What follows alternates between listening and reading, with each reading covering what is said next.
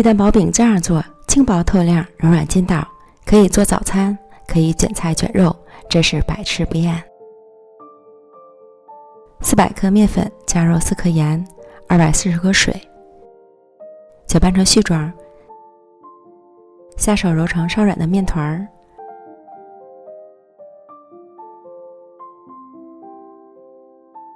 盖好松弛10分钟，然后将面团移到案板上揉光滑，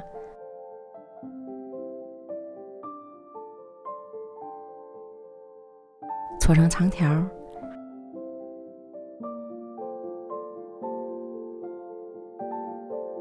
分成8个大小均的面剂，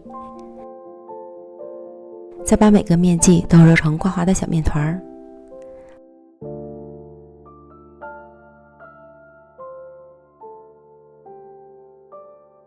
盘中刷油，依次放入小面团，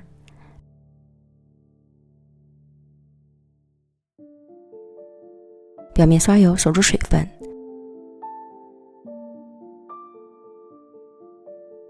盖好保鲜膜，醒面1小时。你也可以提前1晚把面醒好，早上起来就轻松搞定早餐了。面团醒好之前，准备3个鸡蛋，加入适量盐，搅散备用。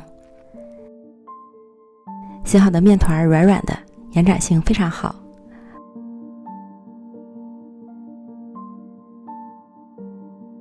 案板抹薄油防粘，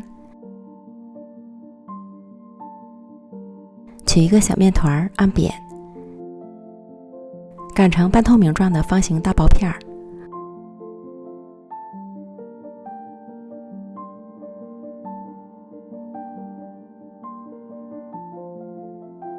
抹油防粘，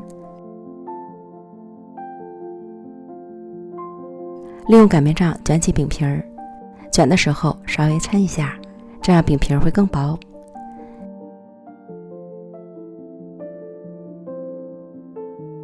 电饼铛开大火，预热刷油，锅温到了，再把饼下入锅中。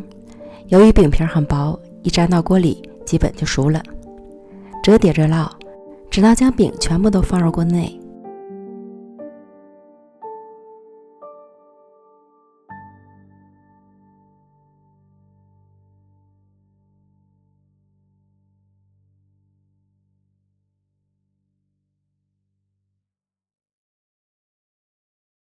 翻面，然后刷上鸡蛋液，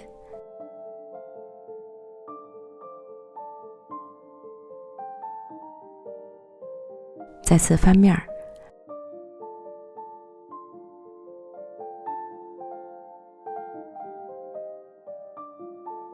捞至蛋液成熟即可出锅。咱们的鸡蛋薄饼就做好了，柔柔软软的，还特别筋道，可以卷菜卷肉吃，还能提前1晚把面醒好，早上起来做，美味早餐轻松就搞定了。如果你也喜欢，就赶快做起来吧。